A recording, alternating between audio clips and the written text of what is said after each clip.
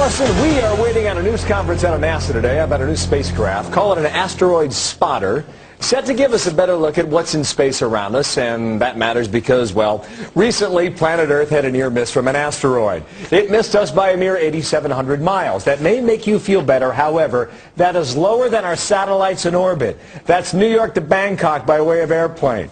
Will this new high-tech spacecraft be a line of defense against asteroids and other space-based killers? Let's ask Michio Kaku, physics professor, host of the new Science Channel series, Sci-Fi Science, based on his New York Times bestseller, Physics of the Impossible. It will air every week starting the 1st of December. How you doing? Very good. WISE is the name of it. Wide Field Infrared Survey Explorer.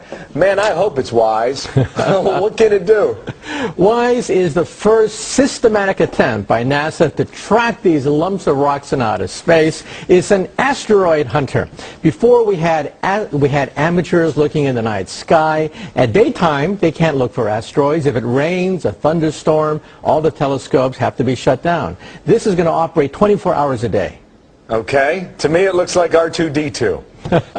Tell me I'm wrong. I mean, wasn't this conceived by George Lucas in 1976 or whatever the year, 77? Sorry? We're catching up to Star Wars. WISE will take a picture every 11 seconds and download this pictures 4 times a day to the planet Earth. In 6 months, it should get about 1.5 million pictures. So it's sending back. Is it in real time? Not quite in real time. That's one of the defects of the system. This is the first step, a first baby step toward a systematic, real-time observation of the entire sky. But when we were here on Friday, we were talking about an asteroid that wasn't that very large. It was 30 feet across, and then in March, an asteroid 100 feet across skimmed the Earth. If that had hit, it would have wiped out New York City. There's a good chance we would not be sitting here today talking about R2-D2, but this one can track an asteroid 2 miles or bigger? That's in the main... I'm not feeling better. I mean, 2 miles is a pretty good chunk. That's in the main asteroid belt. They say that if an object, they track it and they zero in on it, they can get it down to maybe like 500 feet. But remember, something as big as 100 feet could literally wipe out the entire New York metropolitan area. So this is the first baby step. We need to have real-time observations. We need to have objects about 100 feet tracked by radar and by infrared and other means. The truth is, and I'm glad NASA's on this. In fact, it really wasn't on their radar, literally, until about 3 years ago, 2006, when they started thinking, we need to see everything that's out there. Now, the truth is, though, you can see an asteroid a lot further in advance before it comes our way. In other words, there should be at some point no excuse for us missing one of these. It's not like you're going to get hit in the middle of the night. We see them miles away. That's right. Amateurs can do this. In fact, in 2029, there will be an asteroid that you can see with the naked eye that will skim right beneath our satellites. That's the Apophis asteroid. It's about the size of the Rose Bowl.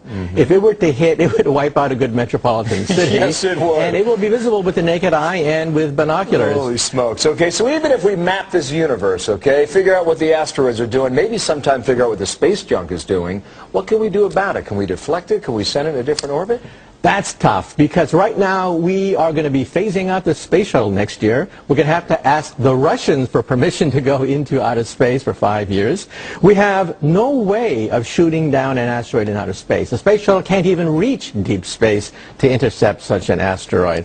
However, I think we should take initial steps to begin thinking seriously about how we could either push an asteroid out of the way or, if necessary, blow it up. And when you come up with that idea, you're going to be a very rich man. Because it's not just a NASA issue. This is a planetary issue. It could ultimately affect each and every one of us. Okay, noon Eastern time. That's the press conference. We're going to see him roll out that new gadget then, okay? Michio, great to see you, okay? December 1st, big series. Good luck.